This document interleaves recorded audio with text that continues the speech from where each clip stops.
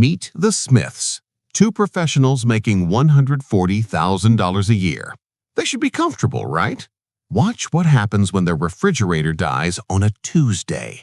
It is 2 a.m. and they are lying awake doing mental math about which credit card has enough limit to buy a new one so their kids' milk doesn't spoil. And society calls this being middle class. Spoiler alert, it is not you, it is the middle class playbook. Everyone assumes a six-figure salary fixes everything, so let's look at the real data. 51% of Americans making over $100,000 a year are living paycheck to paycheck. Let me say that again. 51%. Half the people in your neighborhood driving nice cars are one medical bill away from total financial collapse. Pause. This is where people get trapped. Let me show you what that actually looks like in real life. If you make $140,000 after taxes, health insurance, and a basic retirement contribution, you bring home maybe $8,200 a month. Your mortgage is $3,500, groceries are $1,200, childcare is $1,800. We are already at $6,500. Now add the ultimate middle-class trap card, $1,100 in 2 car payments. You have $600 left for gas, utilities, clothes, and, God forbid, a broken refrigerator. And before you say you will just budget better, let's look at why budgets fail. Let's start with trap number 1, the 84-month auto loan illusion. Walk into the dealership and they don't ask what the car costs, they ask what you want your monthly payment to be. So they stretch a $40,000 loan over 7 long years. Congratulations, you just unlocked negative equity. Negative equity, that is when your car is worth $20,000, but you still owe the bank $28,000. You are literally paying interest on vanishing money.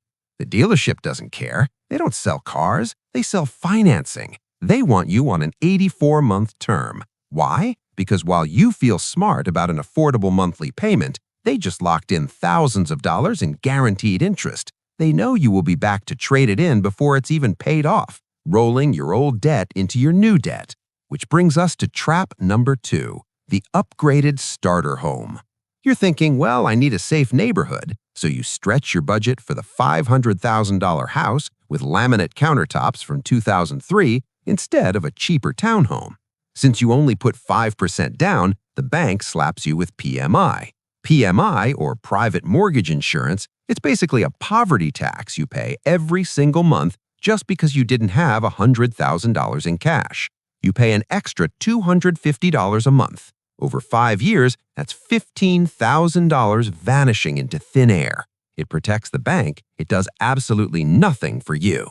Let's jump to trap number 3, the credit card rewards chase.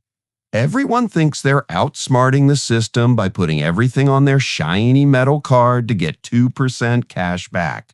You're thinking, Tim, I pay it off every month. It is free money. Pause. This is where people get trapped. Let's do that math too. The banks aren't stupid. They pay teams of data scientists millions of dollars to study your brain. Studies show you spend 20% more when you swipe plastic instead of using cash. So, to get $40 in points, you just spent an extra $400 on stuff you didn't even need. The bank calls it benefits. I call it a poverty tax. They make 3% on every swipe from the merchant. And the second you have one bad month and carry a balance, boom, 24% interest. Who is really getting rewarded?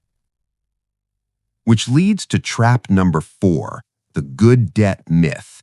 Society told you a college degree is always good debt. So you signed up for $80,000 in student loans. Now you're making $60,000 a year. Let me say that again. $80,000 in debt for a $60,000 salary.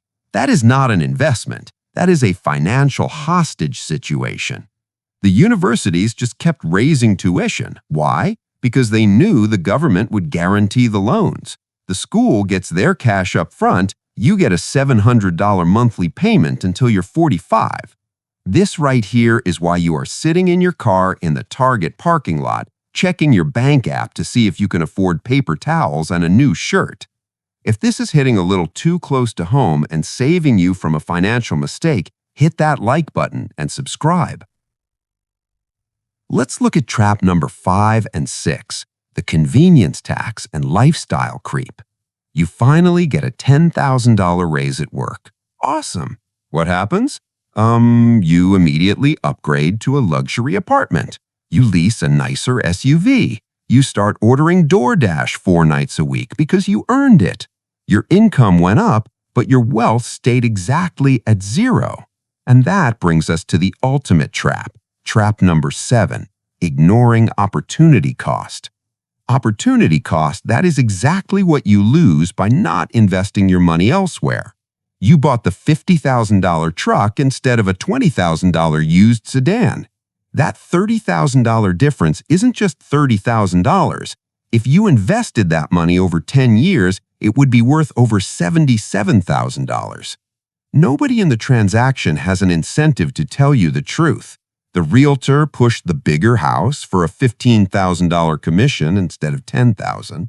The dealership pushed the 84-month loan.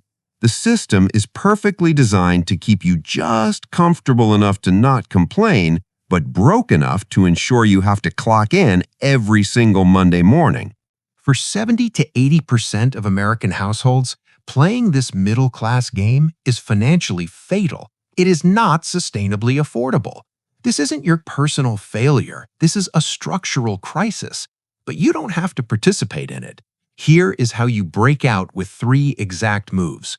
First, adopt the 24-10 rule for vehicles. If you buy a car, put 20% down, finance it for no more than 4 years, and keep the payment and insurance under 10% of your gross monthly income. If you cannot do that math on a $40,000 SUV, you buy a $15,000 used sedan. Yes, your neighbor will judge you. Let them. They're the ones secretly sweating at the gas pump while their credit score holds on for dear life. By avoiding an 84-month loan, you dodge the brutal trap of depreciation. Depreciation, that is when an asset loses its value the second you drive it off the lot. Stop paying the bank 9% interest on a piece of metal that is losing value every single day. Second, practice reverse lifestyle creep. When you get that $10,000 raise, pretend it never happened. Take the extra $600 a month after taxes and immediately route it to an investment account. If you invest $600 every month in the S&P 500, earning a 10% average annual return, in 5 years, you have over $46,000. In 10 years, it is $122,000. Let me say that again, $122,000. Opportunity cost. That is what you lose by not investing that money. You are literally trading $122,000 in your future for leather seats today. Stop doing that. Third, stop letting traditional banks rob you blind. This is how the system legally steals your wealth. They pay you 0.01% interest on your savings, then lend your exact same money to your neighbor for a 7% mortgage. Move your emergency fund to an HYSA.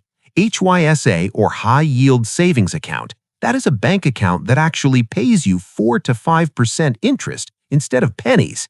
If you park $15,000 in an HYSA at 5%, the bank pays you $750 a year just for breathing. In a traditional bank, you get $1.50. It is a mathematical insult. You are not less successful for being realistic. You are not failing at adulthood because you refuse to drown yourself financially just to impress people you don't even really like. You are just doing the math that apparently nobody else wants to do.